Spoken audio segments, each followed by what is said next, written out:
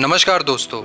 आज से कुछ 50 साल पहले तेलीवाला विलेज, जो कि उत्तराखंड के हरिद्वार डिस्ट्रिक्ट में पड़ता है, वहाँ के हर दलित फैमिली को सरकार की तरफ से 6 बीघा ज़मीन दिया गया था as a land reform law. पर आज के टाइम में उस ज़मीन पे पतंजलि का कब्ज़ा है। लगभग हर दलित या तो बिना ज़मीन के हो चुके हैं या तो वो पतंजलि के उसी फैक्ट्री में मज़दूर बनकर काम कर रहे हैं जो फैक्ट्री उन्हीं के ज़मीन पे बनी हुई है। पतंजलि ने इस ज़मीन को ख़रीदा नहीं है क्योंकि बाय लॉ आप वहाँ पे ऐसा नहीं कर सकते।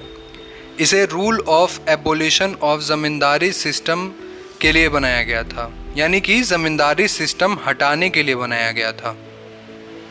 पर इस लॉ में ऐसा कहा गया है कि दलित को ज़मीन ट्रांसफ़र कर सकता है। बस इसी लूप होल को पतंजलि ने खोज निकाला और उसका खूब फ़ायदा उठाया। पतंजलि और उनके साथ जुड़ी बड़ी कंपनियों ने बहुत सारा पैसा और पावर लगाकर वर्ष 2005 से 2010 के बीच में तेलीवाला विलेज में 600 बीघा ज़मीन अपने नाम करवाया। कुछ ज़मीन डोनेशन के नाम पर लिए गए तो कुछ वहीं रह रहे दलितों के नाम पर। इस ज़मीन को उन्होंने अपना फार्म बनाने के लिए लिया था। वहाँ रह रहे विलेजर्स ने एक सर्वे में बताया कि पतंजलि ने दलित्स को काफ़ी अच्छे से मैनिपुलेट किया अपने प्लान के ऊपर। शुरू में उनके लोगों ने आके दलित्स को ये समझाया कि आपको अपनी ये ज़मीन बेचनी नहीं पड़ेगी और इसके बदले आपको अच्छे पैसे भी मिल जाएंगे। बहुत से लोगों को बस अपना नाम देने का भी पैसा मिला। वो इसलिए मिला क्योंकि वहाँ पे दलित को छोड़कर कोई और दूसरा ज़मीन नहीं ले सकता था। तो इस हर्डल को भी पतंजलि ने काफ़ी अच्छे से हटा दिया और जो इस प्लान में अपनी सहमति नहीं दिखाते थे उनको काफ़ी प्रेशराइज करके बात मनवा लिया जाता था। इन्होंने कुछ ग्राम पंचायत में भी ज़मीन लेनी चाहिए, लेकिन वहाँ के लोगों ने इस बात से साफ इनकार कर दिया। तेलीवाला गांव में इन्होंने ज़मीन काफ़ी ईजिली ट्रांसफ़र करवा लिया और इसमें इनकी सबसे ज़्यादा मदद की वहाँ के पटवारी गुलाब सिंह ने और वहाँ के फॉर्मर प्रधान, यानी वहाँ के पहले जो प्रधान थे कुरादे सिंह नाम था उनका, उन्होंने भी बहुत मदद की थी। इन्होंने पतंजलि के लिए वहाँ के दलित से काफ़ी नेगोशिएशन भी करवाया, यानी काफ़ी कम दाम में इन्होंने पतंजलि को ज़मीन दिलवाई थी। महेंद्र सिंह, जो कि वहीं के रहने वाले हैं, उन्होंने एक डाटा सर्वे में बताया कि उन्होंने 100 बीघा से ऊपर ज़मीन लिया था दूसरे दलितों से पतंजलि के लिए। इन्होंने इस ज़मीन को कुछ अपने बेटे के नाम पे लिया था तो कुछ अपने वाइफ और कुछ अपने ड्राइवर के नाम पे भी। महेंद्र सिंह ने ये सारी ज़मीन खरीदने के बाद गुलाब सिंह के भतीजे अमर सिंह को ट्रांसफ़र कर दिया। अमर सिंह रामदेव बाबा के काफ़ी करीबी थे, यानी स्वामी रामदेव के काफ़ी करीबी थे और उन्हें हर एक ज़मीन की खबर थी क्योंकि उस वक्त वो वहाँ के पटवारी थे। महेंद्र सिंह ने बताया कि देवेंद्र चौधरी नाम के एक व्यक्ति हैं जो पतंजलि के सीनियर वर्कर हैं। वो उनके पास आए थे और उन्हें बोला था कि तुम अपने नाम पे कुछ ज़मीन ट्रांसफ़र करवा लो, तुम्हें पैसे मिल जाएंगे इसके बदले। उन्होंने ऐसा इसलिए बोला क्योंकि महेंद्र सिंह वहीं के दलित थे और वो एलिजिबल थे ज़मीन को अपने नाम पे ट्रांसफ़र करवाने के लिए। लैंड रिकॉर्ड के हिसाब से करादी और अर्जुन ने 2006 में 6 बार ज़मीन बेची, 2007 में 4 बार और 2008 में 6 बार। उसके बाद 2009 में 11 बार बेचा। अर्जुन ने बाद में क्लेम किया कि उसने पतंजलि को ज़मीन दी थी किसी सोमपाल के कहने पर, जो कि अब जिंदा नहीं है। बात हुई थी इनकी 8 बीघा के प्लॉट पर जब इन्होंने पतंजलि के पेपर्स देखे तो उसमें 28 बीघा ज़मीन मेंशन था। 8 बीघा जिसमें इन्होंने रजिस्ट्री की थी और बाकी जो 20 बीघा ज़मीन था वो इन्होंने डोनेट किया था पतंजलि को।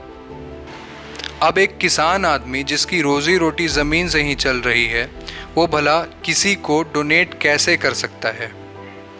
ऐसा अर्जुन ने बताया कि पतंजलि ने उनके साथ भी फ्रॉड किया है। बाद में वो कोर्ट गए जिससे 20 बीघा ज़मीन पे सरकार ने अभी स्टे लगा दिया है। जब सोमपाल के बेटे प्रणेश से पूछा गया, जो कि उत्तराखंड में कांस्टेबल की नौकरी करते हैं, तो उन्होंने बताया कि वो किसी अर्जुन को नहीं जानते पर उसके पिताजी के नाम पे कुछ ज़मीन खरीदी गई थी दलितों की।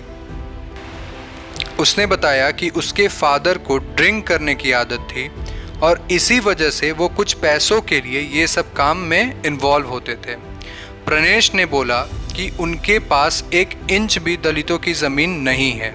उनके पास जो भी ज़मीन है वो सारी पूर्वजों की ज़मीन है, यानी उनकी इनहेरिटेड ज़मीन है। जब देवेंद्र चौधरी से बात की गई इस बारे में तो उन्होंने बोला कि उनकी रोज़ी रोटी माइनिंग के काम से चलती है और उनका इन ज़मीन के मामलों से कोई वास्ता नहीं है। देवेंद्र चौधरी ने तेलीवाला विलेज में किसी को पहचानने से भी इनकार कर दिया। उन्होंने बताया कि वो सिर्फ गुलाब सिंह को जानते हैं, बाकी किसी को नहीं।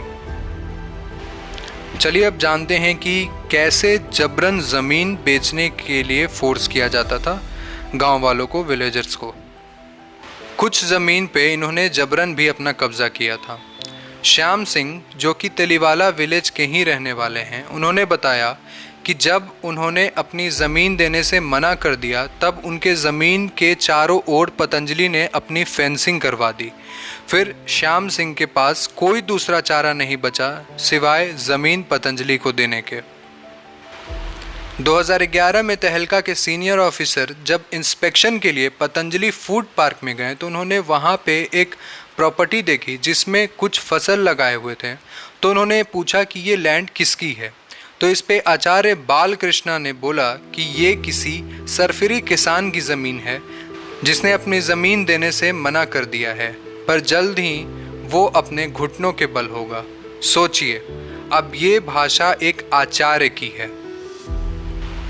इंडिविजुअल ट्रांसफ़र के बाद 600 बीघा ज़मीन जो कि ग्राम पंचायत तेलीवाला विलेज की थी, उसे पतंजलि ने बोला कि ये ज़मीन हमें डोनेट की गई है 2008 में और ये ज़मीन उन्होंने बोला कि हमें प्रधान अशोक सैनी ने दिया है बिना किसी ऑब्जेक्शन के। इस लेटर को वहीं उसी गांव के एक व्यक्ति जिनका नाम हरि सिंह है उन्होंने निकाला और बोला कि ये गलत है। उन्होंने बोला कि बिना ग्राम सभा मेंबर के ऐसे डिसीजन आखिर लिए कैसे जा सकते हैं, जबकि लेटर में ऐसा लिखा था कि विलेज कमेटी पूरे तरीके से खुश है। लेटर में ये मेंशन था कि ये ज़मीन हम पतंजलि योगपीठ ट्रस्ट को दे रहे हैं और हमें इसमें कोई आपत्ति नहीं है। तत्काल प्रधान जन मोहम्मद ने बोला कि अशोक सैनी ऐसा नहीं कर सकते और अगर किया है तो ये पैसों का मामला है। जब सैनी को ये बात पता चली तो उन्होंने बोला कि उनसे पहले जो प्रधान थे कुरादी, ये उनका काम है, उन्होंने उनकी फॉल्स सिग्नेचर करके ये सब किया है। इस मूवमेंट के बाद बालकृष्णा से पूछताछ भी हुई, जिसके बाद इस ट्रांसफ़र को रोक दिया गया। हरि सिंह ने इमीडिएटली एक ग्राम सभा मीटिंग बुलवाई थी और हर एक व्यक्ति से एफिडेविट करवाया और उसमें मेंशन किया कि हमें अपनी ज़मीन नहीं बेचनी है। ऐसी ही एक केस हमें पतंजलि की देखने को मिली औरंगाबाद गांव में, जहां पतंजलि ने 1650 बीघा एक्वायर किया था उसी साल में। कई हद तक इस ट्रांसफ़र को भी रोक दिया गया, पर कुछ ज़मीन को उन्होंने ऑक्यूपाई कर लिया था और ये ज़मीन तकरीबन 150 बीघा है, जहां पे योग आश्रम बनवा दिया गया। चरण सिंह चौहान, जो उसी गांव के पंचायत के मेंबर हैं, उन्होंने बोला कि गवर्नमेंट से बड़े ऑफिसर्स आते हैं और किसी भी खाली ज़मीन को देखकर बोलकर चले जाते हैं कि ये ज़मीन पतंजलि को डोनेट किया जा रहा है। उन्होंने बताया कि उनके ग्राम सभा के कोई भी लोग इस बात से राज़ी नहीं हुए।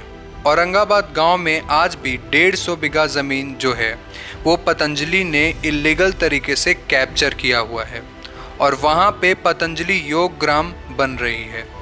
फोर्सफुली वहाँ के लोगों की बात ऊपर नहीं आने दी जाती है।